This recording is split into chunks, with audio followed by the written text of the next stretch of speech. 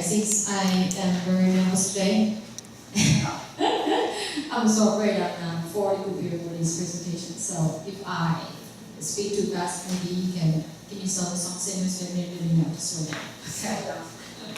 Okay, so today my topic is using a mobile device to enhance students' self-confidence in English speaking. Okay. And today my presentation will consist of 5 sessions. First, introduction. Second part, we'll talk about literature review, and then it's a research question.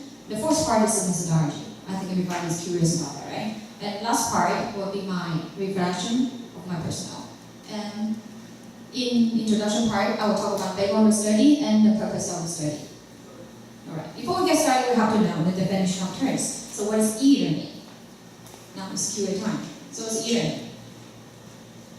Nobody knows. You tell us. So first one is electronic learning, which means students are allowed to learn with their computers or the network. 2, what's e-learning? Mobile learning, okay, means students are allowed to learn with their mobile devices. And the latest concept is e-learning, which means that ubiquitous learning. Students are allowed to use the mobile devices and the sound sensor technology for their learning. Okay, this is the definition of terms that we have to know in this study. And background. The development of the mobile devices in the study of the language learning has been a focus of attention in the last few years. And not only that, a lot of researchers want to explore how we can apply this technology into the language learning to motivate students and also to improve their learning outcomes. Okay. But I found out that few studies focus on the exploration of e-learning and speaking ability. So based on this reason, few studies focus on the exploration of e-learning and speaking English. So based on this reason, I want to investigate the impact of e-learning on e-Apple learners' language speaking skill, and also explore the research of using mobile phones as learning tools in English learning. And then before we get started, we'll take a look at literature review. According to the literature in the past, I divided this session into 3 different aspects. First, we're talking about what is e-learning. Second part, I will talk about what's the situation of e-learning in education right now. And the third part, we'll talk about the trends of e-learning. So take a look at the first one. What is e-learning? In 2005, this researchers device that mentions that mobile learning can be defined as any educational provision where the sole or dominant technologies are handheld or the palm-top devices, which means that these kind of devices can be carried around anywhere, and the learners are allowed to use them anytime as they want. This is e-learning. Since we know what the e-learning is, it's time to talk about the situation of e-learning in education right now. So in 2002, this union the high rate of mobile devices and high popularity among the youth, then mobile communication superior advantage when approaching a young student. So since these kind of mobile devices are so popular with the young student, so we want to know that what's the impact of the e-learning education. So in 2002, this research mentioned that the impact of using mobile communication technology in learning environment has been examined and concluded as 1. Enhancing availability and accessibility of information work. Second one, engage students in learning activities in diverse physical locations. And the third part is enhancing communication and collaborative learning in the classroom. All this information shows that students are more willing to learn with their mobile devices because it's very easy and it's a great opportunity for students to get new information with their mobile phones. And also inspire students to communicate and to study with their peers in the classroom with their classmates. In 2010, not only the advantage we mentioned in the last slide, in 2010 this research mentions that as the mobile learning concept implies, this kind of approach places students at the center of the learning process, which means the student really plays an active role in the learning environment. And now we can know that what is e-learning and what is e-learning education. So this kind of technology really brings the difference and really brings the changes to learners. So let's see. In 2011, these researchers mentioned learners' role are given as below. Okay. First one, assess information what they need, responsible for their own learning. So students can get any information with any time, any place they want. They just can use their device, mobile device to get. And the learners can decide what kind of learning speed and learning style they can use for their study. And also, they are willing to study with their peers in the classroom. And they have more chances to evaluate themselves and other groups. Alright? Now we know that the changes that the technology brings to the students. And also, it brings some changes to teachers too. So in 2011, these researchers mentioned that teachers' role has been changed in the classroom. Okay? So take a look. Before, teachers are experts in the classroom. Because teachers have to teach every detail of the lectures. And as time goes by, when the television came out, teachers became the presenters. They have to introduce and give information on TV. And then at the age of social media, teachers became the moderator. And now it's the mobile technology time.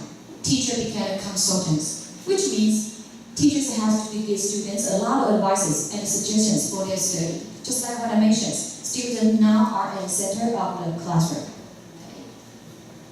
And then we know what is e-learning, and we know what is e-learning in education. So we'll talk about the trends of e-learning. So in 2010, these researchers mentioned that the advancement of computing and communication technology have promoted the learning paradigms from conventional learning to e-learning, which means the traditional learning to e-learning, and from e-learning to e-learning. And now it is evolving to ubiquitous learning, which we say is U-learning. So this is all the literature in the past mentions. And now, this is really the most important. So just like what I mentioned, a lot of researchers want to know how to apply this technology in a learning environment. But field study focuses on exploration of e-learning on students' speaking ability. So based on this reason, I will set up these two questions. I want to ask, does mobile learning have any effect on speaking ability of EF learners? Second one, what is the perception of EF learners toward using mobile phones as a learning tool? So I want to find out the resolution to these two questions. So based on these two questions, I set a few steps in my methodology. So in this part, I will talk about participants, instruments, and the procedure of my study. So take a look at participants. I will record about 30 participants from the second year of university. And the students are enjoying applied English. Their ages is between 19 to 20. And all students have to take a 40 weeks communicating good English course, which means they have to participate this program for one semester. And then I will get the data from these instruments. For instance, in-class prompt speech video recordings. Second, after-class non-prompt speech video recordings. And also I will get the data from the process reports and their surveys and interviews. And then last part I will talk about my procedure. You probably were very curious about that. I'm also very curious about it, okay? So before this program, I will have a pre-test to test about students' attitude toward using the mobile phones as learning tools. And also I want to know how they are speaking ability. So I will have a pre-test. And then I will divide students in two different groups. One is control group, another one is experimental group. So for a control group, those students have to finish an in-class prompt speech video recordings without draft. That means they don't need to draft anything. They just say anything they want in the video. And for the experimental group, the students can choose to finish this video recorded with draft after school, after class. Okay, and after this program, the students can have a post-test and to test again, do they have any improvement about their speaking ability? And then they will get some data from the survey and interviews to test to know what's their perception of learning mobile phones as a learning tool. This is the procedure. That's the procedure I will do in my study. Yes. And this is all for my presentation. And the last part I talk about is personal reflection. Okay. And this is the last slide.